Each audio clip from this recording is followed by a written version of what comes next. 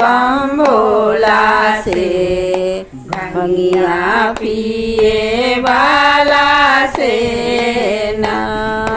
गौरा प्रीत लगैला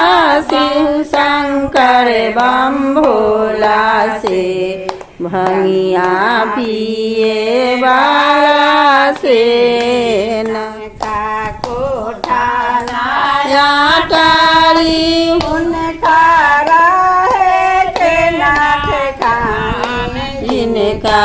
कोठा नया टारी उनका रहे के नाथ खान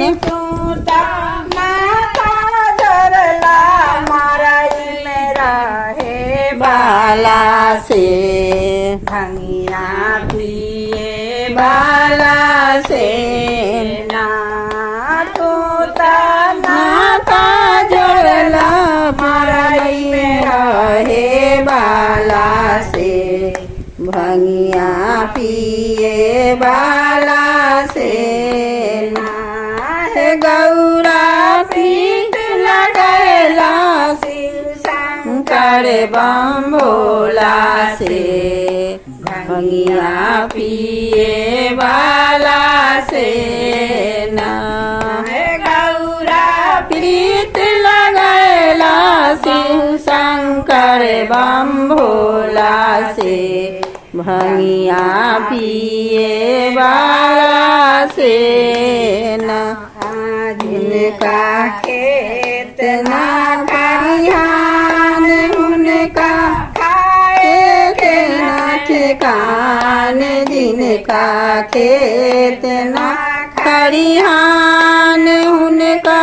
खाए के ना ठिकान है गौता नाता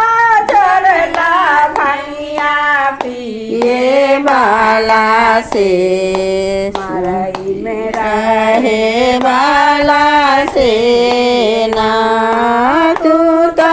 नाता जोड़ला भंगिया पिए वाला से माराई में रहे वाला से ना गौरा प्रीत लगैला शिव शंकर बम भोला से भंगिया पिए वाला से ना गौरा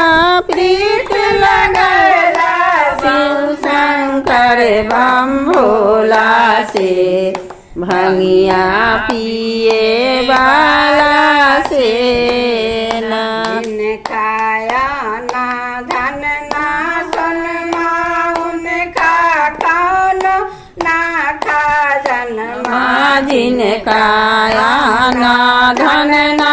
सोनमा उनका कौन ना खा जन्मा गुता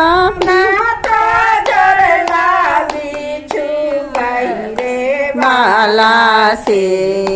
भंगिया पिए वाला से ना कुता नाता जोड़ला बिचु पहिरे वाला से भंगिया पिए वाला से ना गौरा प्रीत लगैला शिव शंकर बम भोला से भंगिया पिए वाला से।